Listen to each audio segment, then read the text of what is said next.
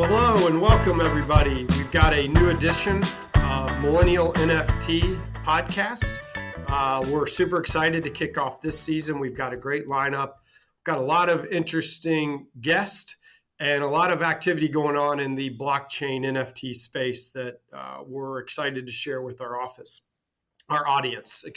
I'm in the office. So our first guest today is a gentleman that I have luckily enough become friends with, acquaintance over the last couple of years, gentleman Dean Markunas. And John has a very unique background in the space, in the sense that he actually has a pretty deep title background, but also has a very deep blockchain and technology background. What we typically find when we stumble across different people is they typically are either heavy title, very little in the technology piece, or vice versa. So it's great to have him on. And without further ado, I'd like to welcome you to the podcast, John, and let you introduce yourself. Well, Chip, I appreciate the opportunity to chat with you on your podcast. I was looking forward to it for many, many months. And finally, we're here, and I look forward to the next 45 minutes or so. Yes, Dean Markunas. I'm originally from New York, but I've lived in many different places throughout the United States and into South America as well. But I have a 25-year background in commercial real estate. That was followed up by a few years of being a real estate tech consultant when I lived in Brazil. And that's when I got associated with companies like CoreLogic and a couple of others out of Silicon Valley that were down in South America looking to set up business or to develop a product in Latin America, which had been my focus. Fast forwarding or backtracking, if you will, I ended up back in New York City after Brazil and worked in economic development there as a follow-up. So I was working with the New York City Economic Development Group on projects in the outer boroughs, in Queens and the Bronx. What happened was in 2016, I heard about Bitcoin. And I was intrigued by it, and I was ready to buy some. This is when the Bitcoin was about $600 a pop. When the platform started asking me for my driver's license and information where I lived and bank accounts, I got cold feet. I did not know who they were, so I'm somewhat of a risk-averse person. I did not buy any Bitcoin at that point, but quickly learned about the architecture under Bitcoin, which of course is now blockchain, many blockchains. So having been being in New York City, Chip, I pivoted and became a consultant in real estate and the blockchain technology space. And so now I have a little company called Power of Chain Consultancy, and we advise startups primarily who are in real estate, who want to implement or adopt blockchain technology for their processes, or tech companies who are looking to get into the commercial real estate, global commercial real estate space. No, that's a really interesting background in the sense, like I said, that you have those traditional title background space, and that you've also, stumbled upon the Bitcoin piece and then taken it to where you are today. So let's talk about sort of just jumping off. Talk about your entry point and how you are working with some of these groups, such as, is it Fibri? Is that how you pronounce it? Fibri, it's the Association for Blockchain and Real Estate Expertise. Fibri, that's right. Yeah. And GBA. So tell the audience a little bit about your introduction to those groups, because I think they're probably a resource that a lot of people don't know about, but that has so many interesting people involved in them, and also just has done so much work in the space to date that I would champion, encouraging more people to get involved. I think it could really move the needle. So talk a little bit about your involvement and what you've been, how it sort of led you to where you are right now. Yeah, that's a terrific question. One thing I didn't mention yet, which I will now because it ties in with GBA, the Government Blockchain Association based in Washington, D.C., is my 7 years of work in the title insurance industry. primarily with First American Title. I was VP for business development, and I was hired to open up the country of Brazil. So, with my background in commercial real estate in general, title insurance, which lends itself to land registries, land governance, I became very interested over the years in land registries, especially in developing countries. This will tie in a second. I know it doesn't quite make tie in yet. So in 2017, the Government Blockchain Association was formed.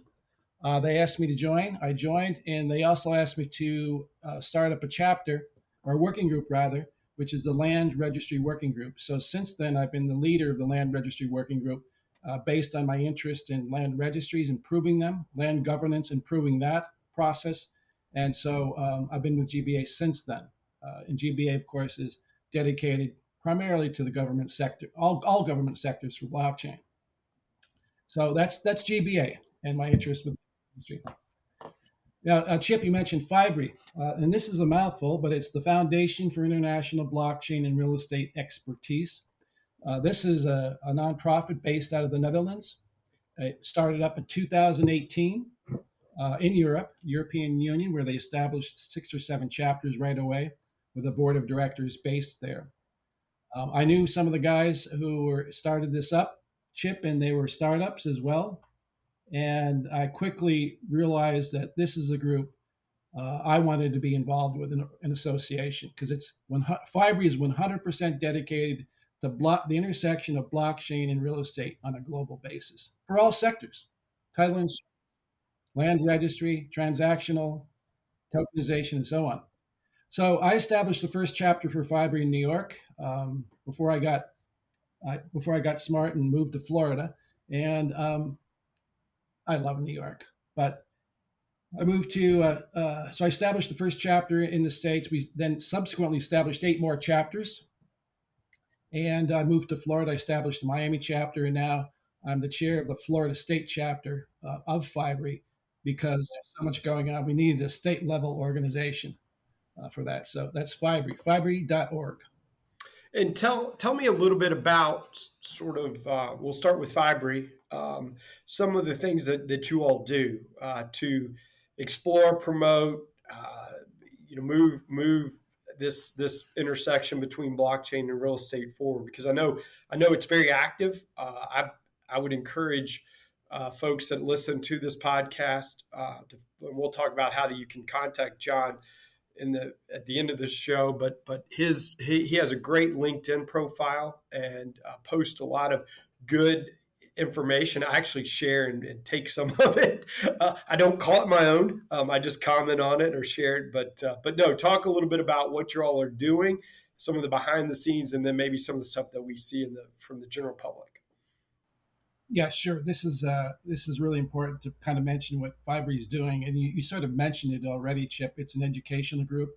We outreach to people all over the world who are interested in real estate and blockchain. You don't necessarily have to be working in it, but if you're interested in new technologies, innovation for the real estate space, Fibri is the only organization in the world that focuses on it.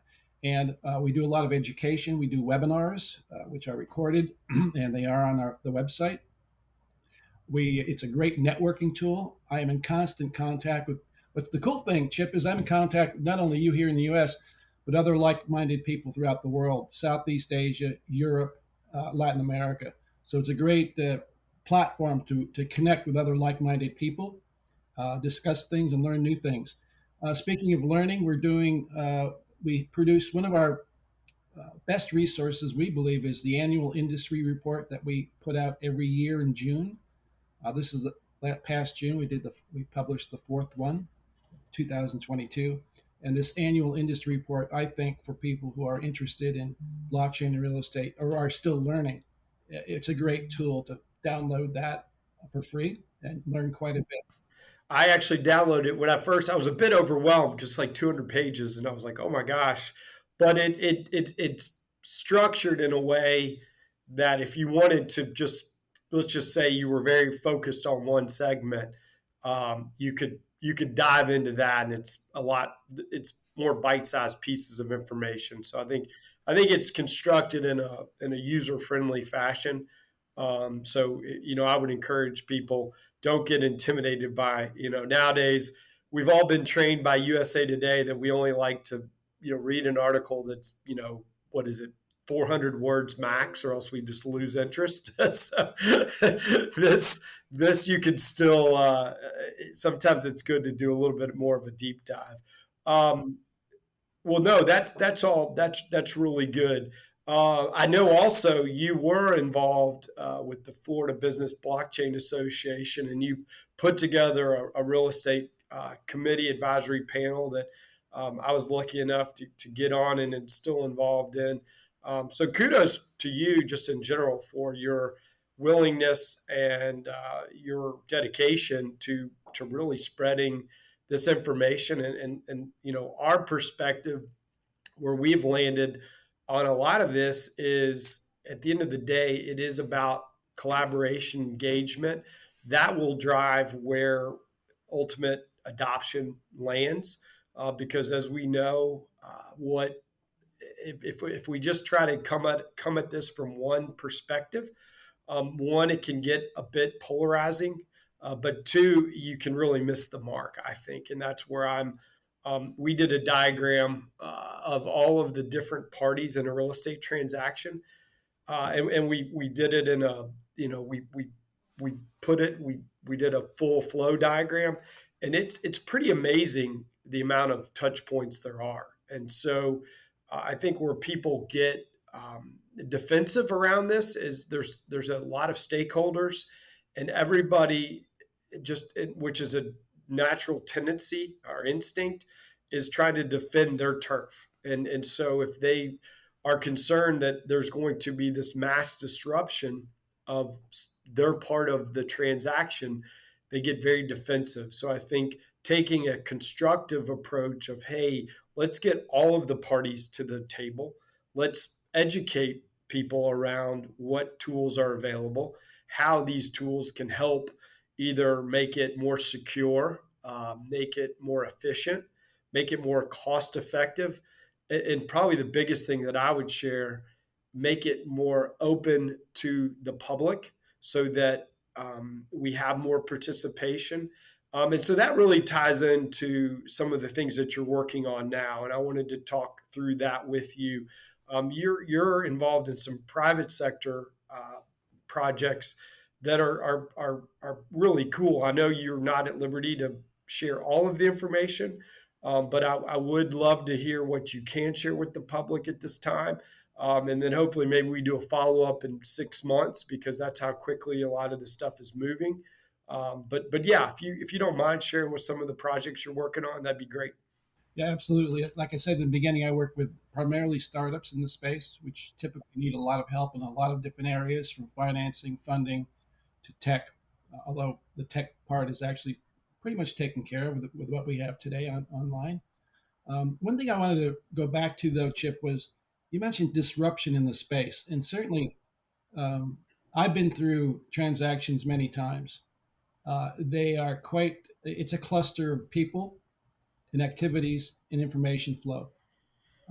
I like to think of it not so much a disruption that blockchain and related technologies bring, but it's a repair of what is a fragmented, a broken system. And I feel very strongly about that.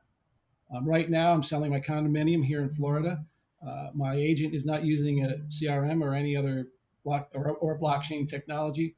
We're doing this transaction, Chip, at least millions of people are doing, with emails, messaging, text, videos, and a couple other things. And it's just a mess of how we're communicating. It would be great to have one piece of architecture where everybody could jump on and communicate.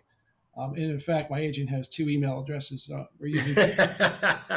Yeah, that makes it. Yeah. So anyway, I wanted to mention that it's not just it's we're going to repair it in a sense. The other thing I wanted to share before I talk about my startups and my work with them is this education. You're very much into education, Chip, as I am, and as many people are, within Fiverr or outside of it. There was a Greek philosopher that once said, "Knowledge is power," and I found that fascinating because That's a very centralized train of thought to have power, right? I like to paraphrase that and say shared knowledge is even much more powerful. Decentralized knowledge and knowledge share, extremely important. This is what your podcast does. This is what Fibre does, and so on. But anyway, getting back to the startups and my main line of work, I work with startups that, again, are either in the real estate space or on the tech side. One company I'm working with now is a company called Rialto Group. They have an application or a platform called Rialto Apps. It's a pure tech company, and they provide technology services to any player, all players in the real estate space. It's pure tech. They don't create marketplaces per se. So they will bring in the technology to run your platform, your business really, and provide everything from the beginning to the end, front end to the back end. And this is and it's primarily associated with tokenization, right? Uh, which is the hot button right now in this industry. We are dabbling and we're looking at and touching at NFTs, NFT clubs, NFT market spaces, places, and as you can imagine, like everybody wants to get into the metaverse. So, but we're actually focused on STOs and providing minting of tokens for companies. Another company that I just started to advise about a month ago is a company in Brazil. And this is very cool, Chip. This is a company that also wants to disrupt or maybe repair a broken system in Brazil, and which is very similar to other Latin American countries where no MLS system exists. This is a platform that will connect where you can list your property and then connect to the other disparate platforms out there in the country, which are there 5 or 6. It's a way of connecting an owner's property to disparate platforms, sort of creating a more cohesive marketing tool for owners and agents to communicate their offerings. And so I'm working with, that company is called Landeta, landeta.com.br, and it's run by an extremely intelligent guy who is a tech guy, and we're trying to help him move his platform forward. Again, startup needs a lot of work. They need a marketing team, promotion team, tech support, and financial support. So that's very exciting. This one in Brazil. And there's a couple of others that I'm working with that I can't mention that are out there in the United States, and they are involved with, this particular one is involved with energy, land, and net zero affordable housing, which is quite an interesting thing. So there's a lot of touch points with this particular company. Very cool. Well, if you don't mind, without going too deep in the weeds, talk a little bit about the tokenization. I feel very strongly that when I'm talking from an education and a mind share perspective to groups, I share with them that tokenization is here. Now, has it reached mass adoption? No. Is it still in essence potentially sort of what we'd almost call like it's a cottage industry?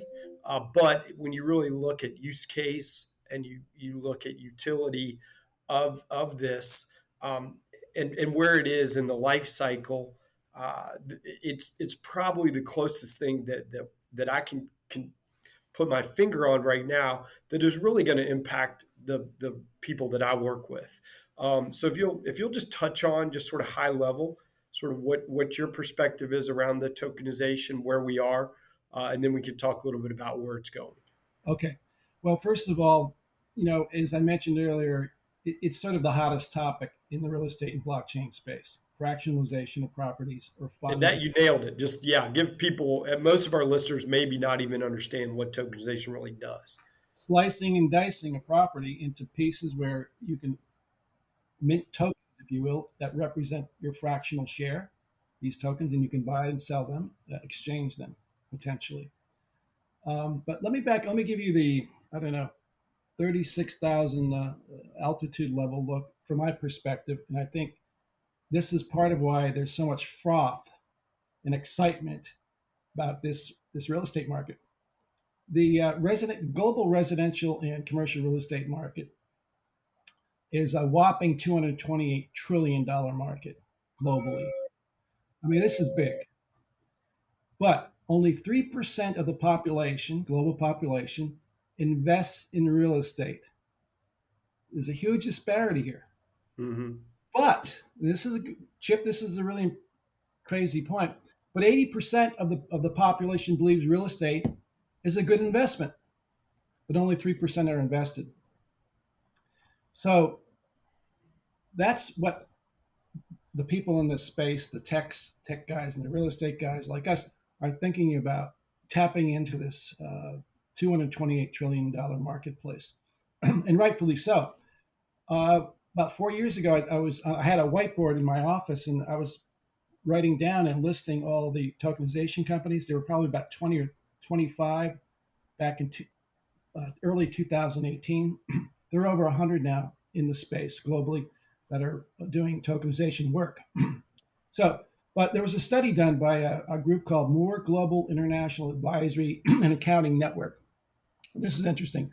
What they researched was that if 0.5% of this market, the $228 trillion market, 0.5% were to be tokenized from over the next 5 years, that would be an $114 million market.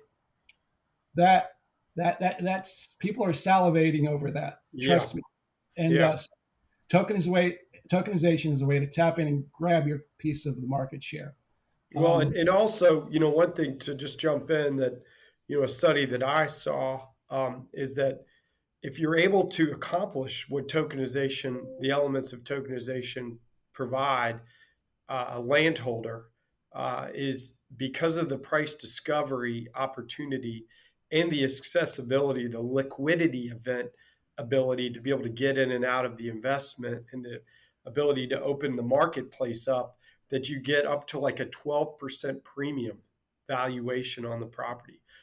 So just think about that. If you've got, a $5 million portfolio of properties and you're able to tokenize those, and you're able to extract, let's just say 6 million, what have you. Well, in that case, 5.5 million. I mean, even if you just get a 10% lift, that's a really powerful tool. So I think when people look at tokenization and think about it, and if you're a true, investor specifically, it just affords you so much more flexibility and opportunity with these projects. And I know Rialto, the company that you're working with, by providing that backbone, the tech stack piece of it, which is really where I think most people get tripped up. They don't want to do all of that. It's like going to an attorney and getting all your LLC docs documented out and having to jump through all the hoops. That's what really keeps people out of real estate. But what you all are building is going to make this, especially for the what we're seeing emerging marketplaces where people are very comfortable with using smartphone capabilities and technology to move, to do investments. So I'll let you opine a little bit more on that, but I just thought I'd mention that. Well, you touched on a couple of really important points, which I think your audience should be aware of, and I think they are to a certain extent. But let's touch on those two things that are challenges or barriers, or I wouldn't call them barriers. I'll just call them challenges right now in this time and space. The first is the investor market. Who will be or who are buying these fractions represented by tokens? I don't think the investor market is quite developed yet because the startups that I work with at mid-sized enterprises are all somewhat struggling. Okay, I've minted 1,000 tokens, they're $50 a piece. Who's going to buy them? What they want to do is tap into that 3% population that invest and grow that up, right? Well, that's a challenge. And when you're looking at retail investors, the smaller investors that are not accredited, not the institutional, of course, right, to separate those two. So that's one part of it. And you touched on something earlier, Chip, and that is the secondary market. How well developed are the secondary markets where these tokens are exchanged or sold, purchased? There is no international exchange. The national exchanges we have right now, which do some cross-border work, They're not as well developed or mature quite yet.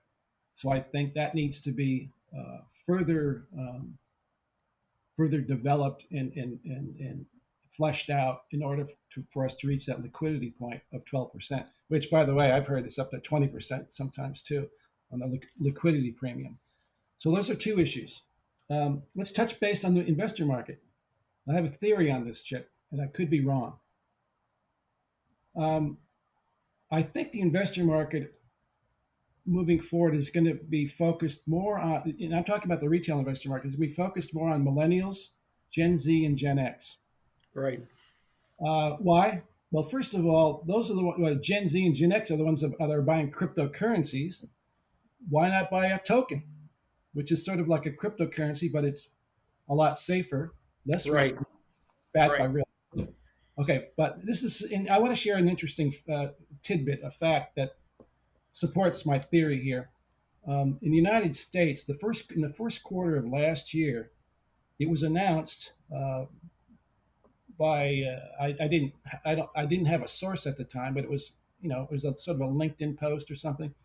For the first time in history in the United States, last year, the first quarter, over 50% of the population is now Gen Z and Gen X. Wow, that is huge. This article said it was 58%. I looked. It didn't have a source, so I actually went to the census tracts, and this is, some things. Sometimes I do these things to double check, and it was not. I counted the age groups. It was not 58. It was over 60% Gen Z and Gen X and some millennials. The millennials were born between 1981 and 1996, and this was the first generation that grew up in the internet age. Mm-hmm. Smartphones, the internet, social media, they constitute 22% of the population. Gen Z, the Gen Z folks, late 1990s, early 2010s was their birth range. They account for the 20% of the US population. Gen Z right now is the largest generation in American history. Okay, let's go down to Gen X. They were born between 1965 and 1980. They're about 20% of the population. And then after that, you have old folks like me, not you, Chip, the baby boomers, between 1955 and 1964. We grew up on Lotus 123, floppy disks, 8-track, and so on. So, Hey, now you're speaking some weird language. I always joke that half of my jokes don't go over because if you're younger than if you're a millennial or a Gen Z, you just don't get it. So right. But so my point is, this I think helps support who these folks are driving the bus. They're on the yep. bus, be driving the bus, and I think, again, going back to who the investor market is, I think these folks, the Gen Z, Gen X, especially those two, are the ones who want to be able to buy a property or a piece of a property with a click of a button, which they're doing now with other products online. Well, and I would even jump in and say that they want mobility across everything. I mean, it's whether it be Uber, DoorDash, what have you. And I'm not suggesting that buying a home is a click, but I would suggest that in Coinbase is actually is where I see they really move the market in the cryptocurrency, the coin side of things, by how the interface, the intuitive ability to do things.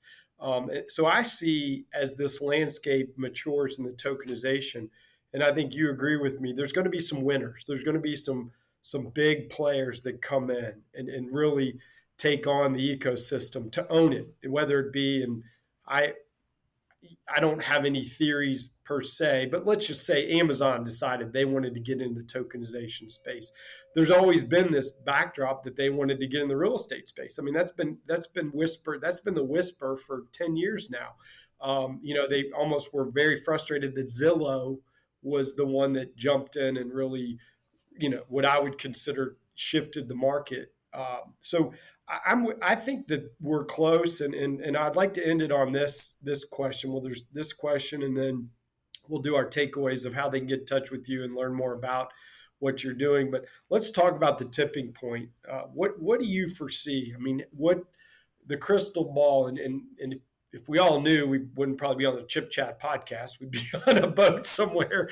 But what's your theory of when we're going to reach some critical mass around getting, and I think tokenization really is probably is first in line. Now that doesn't mean it's going to be the biggest changer of how we do things, but I would suggest, because, and here's why I say it, because investors typically are, we would suggest, are more educated, and they also understand risk. And I think that when you're talking about new technology, new ways of doing things, those are involved. And so they sort of, as we can get more definition around accredited versus non-accredited and who can participate in these ecosystems, I think that'll be the first step. I think the more traditional markets will just follow along because they just have a lot more to hash through from a regulatory and a compliance piece. But I want to hear your perspective on that. This comes up a lot, this question of the future and tipping point, mass adoption, whatever that is. It comes up all the time in conferences, seminars, and here we are talking about it again, which is a good thing. Let me quote Peter Drucker, who is an educational theorist. Peter Drucker, who's written several books on business evolution. He once said, the best way to predict the future is to create it. And this is what hundreds or thousands of these younger folks, Gen Z and Gen X, are doing, creating these platforms to create this future of tokenization, let's say. I think we're a ways off. I believe that the technology for killer applications in this space is inadequate to bring customers, bring the public online to start buying fractions or other things with blockchain in the real estate space. It's not there yet. The killer application. So I often I dream about creating a killer application that would be on a boat in the Bahamas. But I think and it's interesting. When I'm at conferences, I'll say 3 to 5 years to answer your question. That Right. is mass adopted, if you will, probably 5 years. There are some that contradict me and say, no, it's closer to 1 or 2 years. And that depends upon your risk tolerance and your hype volume, right? The hype volume. But I think many people agree it's not here yet. In 3 to 5 years, it will be. We have to have the right applications. We have to have the public involved in wanting to buy stuff with a token, buy a token. Yeah. So that would be my prediction: 3 to 5 years. Okay. Well, good. Well, just as a follow on to that, and then we'll talk. We'll get how we can get in touch with you for future discussions. Where we sit, John, and you and I have had some offline conversations. I share your sentiment there.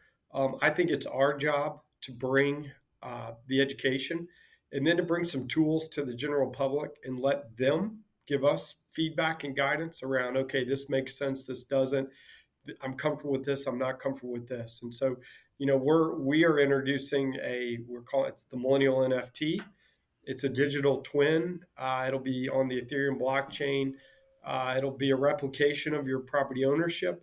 Our goal in that is not to create any legal utility at this point, because we would be skipping multiple steps that need to take place.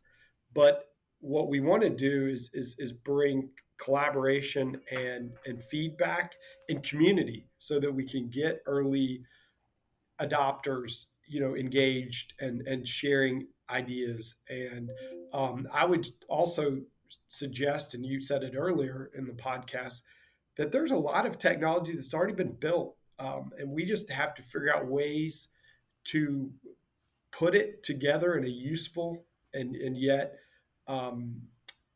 make it where the utility of it makes sense and that the interface makes sense for the consumer.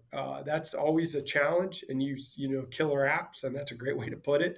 But one thing that's come out of probably the last 2 years, and that's really when we got involved in the space, is there's been a ton of money that's flown into the blockchain technology space, and a lot of it's been around the cryptocurrency coin market. Obviously, we know that has been lumpy and there's been some headwinds there. For us, we see it candidly as an opportunity because the technology doesn't go away. It's built and its frameworks are there. It's how do you leverage that technology? So I guess my last sort of takeaway is for the people listening, how can they get in touch with you? And then are there other places that you would suggest that they go to learn more about some of the things you're working on and things that you feel passionate about? Well, first of all, if anybody's interested in communicating with me and or getting some use cases on tokenization or use cases on land registry, I have a whole library of use cases for land registry for folks who are interested in that. The county recorder's offices. I have 10 use cases global on that topic and plenty on the tokenization space. So my email is jmarkunas@powerofchain.com, JMarkunas at my company name, powerofchain.com. That's the best way. Awesome. Um, in terms of for folks who are just getting into the space or even at my level where I still continue to need to learn, the internet is a great place to go. Now, I've often said in the past, just when you go to Google, type in blockchain and real estate. Granted, you're going to get a thousand pop-ups, but then you can pick and choose what you might be interested in. And you also find some good research articles done by PwC and Deloitte and some of these heavyweight institutional tech companies. That's a place I'd go to as well. Um, Another thing, if you want to get a deeper dive into some of these companies that are doing blockchain for real estate, blockchain for tokenization, or blockchain for title insurance, blockchain for the whole real estate transaction process, is find the companies that are doing it and read their white papers. The white papers have a lot of information, not only on the tech that they're going to be using, but how they're going to be attacking the marketplace. And they also often give roadmaps on how they're going to get there. Some white papers are well written, some aren't. But the white papers, I would download a few of those and on a weekend do some reading. No, good. That's great stuff. And I think the big takeaway is there is a ton of information. I always encourage people. Podcasts are a great spot. Know the framing because sometimes I used to joke if you get into crypto Twitter, be careful. There's a lot of nefarious characters, and that's all based on what your definition of nefarious is. But there's people with agendas. We know that, and buyer beware with anything that you sort of reading and working on. But John is involved in a lot of these groups that have these nonprofit, and they really, if you do the research, you'll understand that it is based on education and discovery. It's not about some half-baked business plan to try to raise money or do this or that. So I'm just happy that we have connected and we've built the relationship that we have, and I look forward to working with you in the future. I want to thank you for coming on the podcast. I think you've delivered some really great takeaways for our audience. And I encourage each of our listeners, all millions of you, to follow up with John offline. He is passionate. That's one thing I will say. He's very passionate about the topic, and his work reflects that passion. So thanks so much for coming on. And we'll hopefully have you on in 6 months or so and get some really cool updates of what you've got going. Yeah, I appreciate it, Chip. I think we should do that. We'll see how far this evolution is going, or revolution. Thank you so much. Awesome stuff. Well, thanks again. I'm signing off. This is Millennial NFT, Episode 1, Season 5.